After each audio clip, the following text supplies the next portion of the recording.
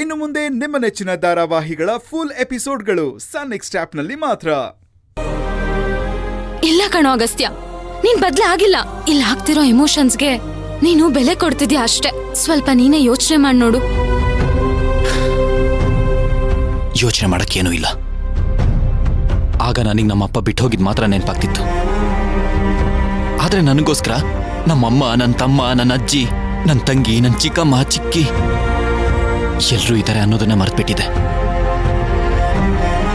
ನನಗಾಗಿದ್ದ ನೋವು ಅವ್ರಿಗೂ ಆಗಿದೆ ಅನ್ನೋದನ್ನ ನಾನು ಅರ್ಥ ಮಾಡ್ಕೊಂಡಿರ್ಲಿಲ್ಲ.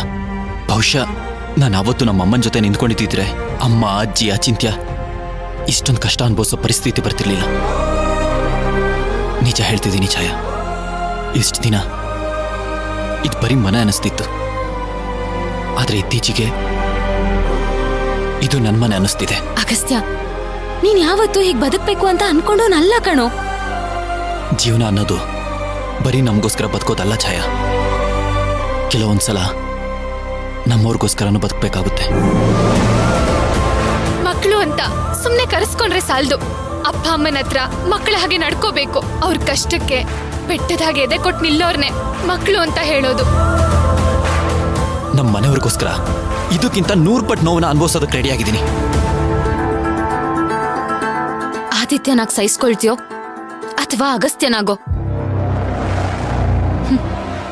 ಇದಕ್ಕೆ ನಿನ್ನ ಹತ್ರ ಉತ್ತರ ಇಲ್ಲ ಅನ್ನೋದು ನನಗೆ ಗೊತ್ತು. ದೀಪ ಮಾತಾಡಲ್ಲ. ಅದು ಮಾಡೋ ಕೆಲ್ಸದಿಂದ ಅದ್ರ ಪರಿಚಯ ಇಡೀ ಜಗತ್ತಿಗೆ ಆಗುತ್ತೆ.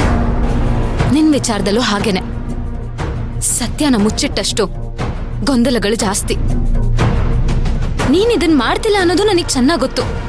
ಆಗ್ಲೇ ಹೇಳಿದ್ನಲ್ಲ, ನನಗ್ ಗೊತ್ತಿರೋ ಅಗಸ್ತ್ಯ ಹೀಗ್ ಮಾತಾಡಲ್ಲ ಅಂತ. ಈಗ ಈ ಮಾತ್ನ ನಿನಗೆ ಗೊತ್ತಿಲ್ಲದೆ ಇರೋ ನಿನ್ನೊಳಗಿರೋ ಆದಿತ್ಯ ಮಾತಾಡ್ತಿದ್ದಾನೆ.